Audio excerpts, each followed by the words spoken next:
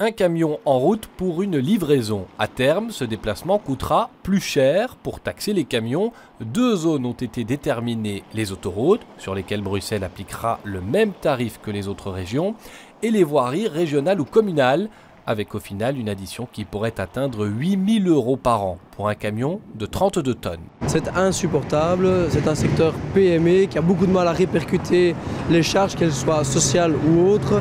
Le prix du transport est défini non pas par le transporteur mais par le marché, et donc c'est vraiment difficile de répercuter tout ça, et donc ça va mettre beaucoup d'entreprises en difficulté. Une plainte à laquelle se joint Comeos pour qui les montants seront in fine répercutés sur le client, ou l'UCM qui évoque un sale coût pour le secteur.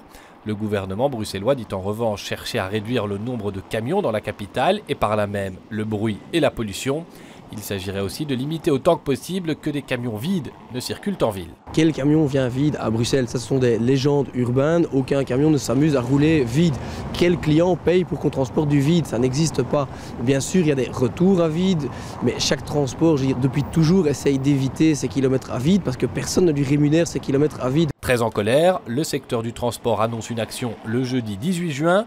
Autant le savoir, la circulation s'annonce compliquée ce jour-là.